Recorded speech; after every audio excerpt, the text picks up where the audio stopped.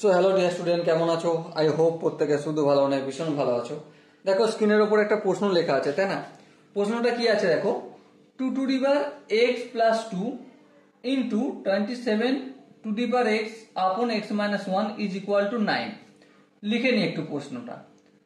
2x+2 into 27 এর power হচ্ছে x আপন x - 1 ইজ ইকুয়াল টু 9 আছে। বেশ, কোনো অসুবিধা নেই। তাহলে চলো, কোনো অসুবিধা নাই তো অঙ্কটা ধীরে ধীরে আমরা করতে শুরু করি। কিন্তু অঙ্কটা করার জন্য আমরা লগ নেব। কি কমন নেব? লগ আনবো বোথ সাইডে।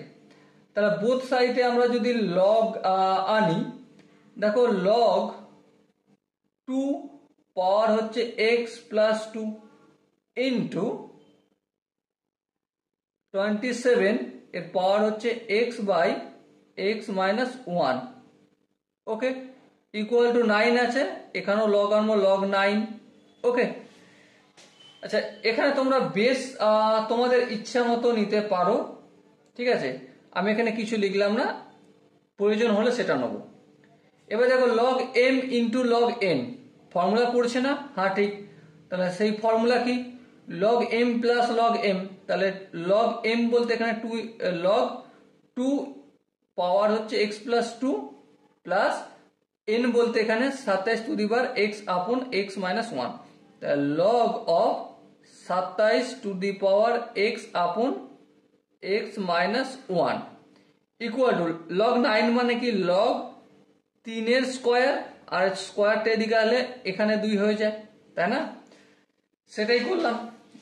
এর পরের স্টেপে দেখো, লগের নাম্বার রয়েছে, তার পাওয়ার এটা, তাহলে এটা সামনে চলে আসে, ঠিক কিনা? এটা আই হোপ তোমরা প্রত্যেকেই কম বেশি জানো।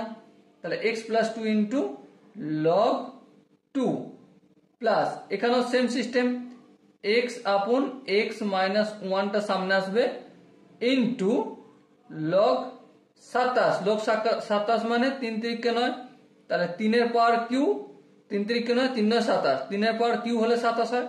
আর এই পাওয়ার 3টা আমি এখানে লিখে একদম ডাইরেক্ট এখানে লিখতে পারি, ঠিক আছে। চলো এখানে লিখে দিলাম ইকুয়াল টু 2 ইন্টু লগ 3। এখান পর্যন্ত আই হোপ বুঝতে পারবে না, এমন কোনো জায়গা নেই। এর পরের স্টেপটা আমরা আগে বাড়াবো। দেখো এর পরের স্টেপটা, এটা যদি সমানের অপোজিট দিকে নিয়ে যাবো, চলো নিয়ে চলো, কোনো অসুবিধা নেই। তাহলে কি পাবো দেখো, লগ 3 দুটো জায়গা থেকে কমন যাবে, হ্যাঁ। তাহলে এখানে 3x আপন x - 1 মাইনাস কি হবে 2, আর লগ 3টাই কমন নিয়ে নিলাম ইজ ইকুয়াল টু 0। এখান পর্যন্ত কি কারো বুঝতে অসুবিধা রয়েছে? আই হোপ অসুবিধা হওয়ার কথা নয়। আচ্ছা, এখান পর্যন্ত যদি বুঝতে অসুবিধা না থাকে, তাহলে আরেক কদম আগিয়ে নিই আমরা। চলো দেখো, x+2 ইন্টু x2, এটা যেমন আছে তেমন রেখে দাও, x+2 ইন্টু লগ 2।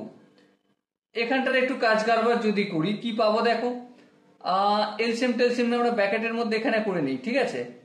3x আপন x - 1 মাইনাস 2, এলসিএম টেলসিএম নিলে x - 1, এখানে 3x মাইনাস x - 1 কে -2 দিয়ে গুণ করলে -2x মাইনাস মাইনাসে প্লাস 2।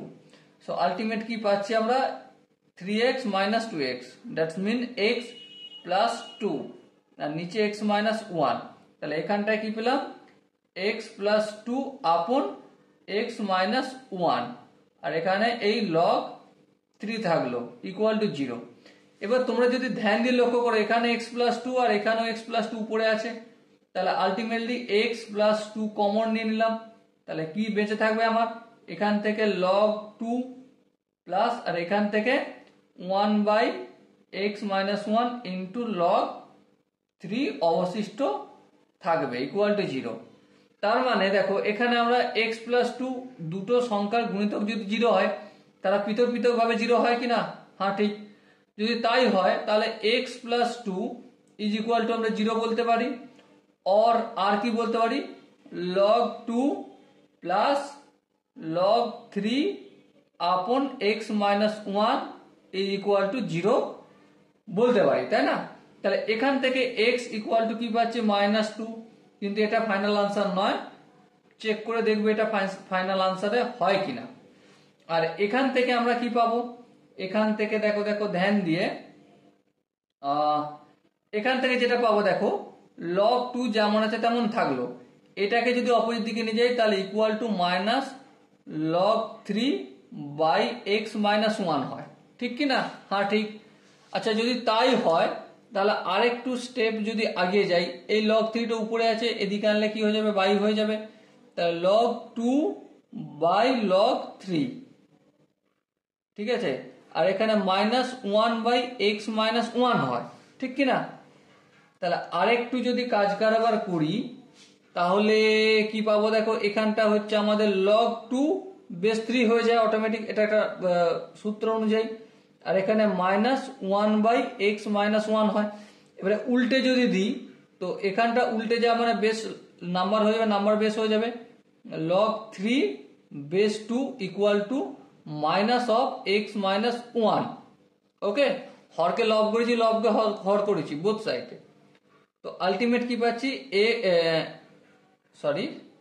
log 3 বেস 2, এখানে হচ্ছে মাইনাস এক্স, মাইনাসে মাইনাসে প্লাস 1, মাইনাস এক্সটা যদি অপোজিট দিকে ওটাই প্লাস এক্স হয়ে যাবে, আর এখানে 1 ছিল, log 3 বেস 2 ছিল, এটা মাইনাস log 3 বেস 2 হলো, অপোজিট দিকে আসছে তাই মাইনাস হলো।